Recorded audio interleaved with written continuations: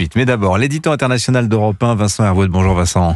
Bonjour Dimitri, bonjour à tous. La dessinatrice Marjane Satrapi, l'auteur de Persépolis, refuse la Légion d'honneur qui devait lui être remise le mois prochain. Elle juge, Marjane Satrapi, que la France accorde trop de visas aux touristes iraniens et pas assez l'asile aux dissidents et dissidentes. Oui, alors avec la crise politique de l'été dernier, on n'avait pas trop fait attention à la promotion du 14 juillet, ni remarqué que la dessinatrice faisait partie des 500 personnalités distinguées.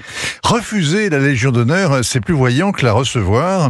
C'est plus ostentatoire, aussi ostentatoire qu'un ruban rouge sur une petite robe noire. Ça en jette. La franco-iranienne rejoint une phalange d'artistes rebelles comme le dessinateur Jacques Tardy ou Niki de Saint-Phal, tous deux couverts de prix de commande de gloire. Elle accuse, Marjane Satrapi, la France d'hypocrisie avec Téhéran. Tiens. Elle a raison. L'hypocrisie, c'est le b.a.-ba de la diplomatie. La France palabre avec les mollahs, sourit au salam alek de leurs représentants turbanés. À l'occasion, elle leur baise même la babouche. Ce n'est pas du masochisme. La réelle politique impose de dialoguer avec un pays de près de 100 millions d'habitants. Le monde arabo-musulman, c'est notre voisin. Et depuis un demi-siècle, la France subit la révolution islamique, sa politique agressive au Moyen-Orient.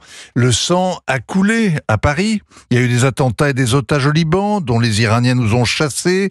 La France a soutenu tous les ennemis de la République islamique. Saddam Hussein qu'elle a armé, les Émiratis, les Séoudiens, Rafik Hariri, les Américains dont elle a endossé les sanctions et Israël, évidemment. Elle accueille les opposants en exil, moudjahidines du peuple, royalistes, libéraux. Elle a été la plus intransigeante dans les négociations sur le nucléaire et ça continue. Le dialogue a repris cette semaine à Genève.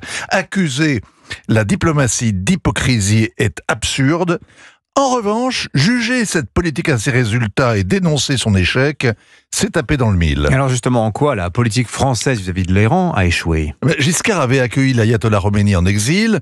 Ce que ça nous a rapporté, c'est que la rue de l'ambassade à Téhéran et la rue Neuf-le-Château, point barre, aucun contrat, aucune influence. De même, Emmanuel Macron s'est imaginé qu'il pourrait réconcilier Donald Trump et Téhéran. Il avait même fait venir le ministre iranien des Affaires étrangères à Biarritz, en marge d'un G7, et ça n'a servi absolument à rien. Des Français innocents ont continué d'être enfermés à la prison d'Evin, accusés d'espionnage. La prise d'otages d'Occidentaux, c'est dans l'ADN de la République islamique, et le régime fait croire ainsi à son opinion qu'il est assiégé. Une quinzaine de malheureux européens attendent depuis des années que leur gouvernement les délivre, et les Français sont ceux qui attendent le plus longtemps.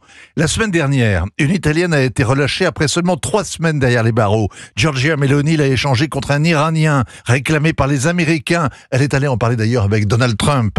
Alors que la France, elle, découvre ces jours-ci Olivier Grondeau. Oui, c'est un écrivain voyageur qui est tombé aux oubliettes il y a 2 ans et 3 mois. Alors c'était le prisonnier sans nom et sans visage. Il n'en peut plus. Il nous dit que Cécile Collère et Jacques Paris, les 2 enseignants en prison depuis bientôt 1000 jours, dans des conditions très dures, sont épuisés eux aussi.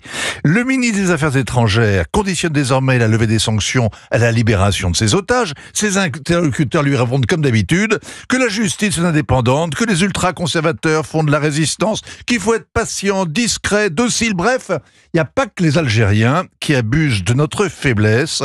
Les Iraniens en font autant. La faiblesse, c'est la double peine. C'est l'horreur que vivent ces prisonniers et le déshonneur que nous reproche Marjane Satrapi. Ainsi va le monde. Signature Europe 1. Vincent Hervouet. Merci beaucoup Vincent.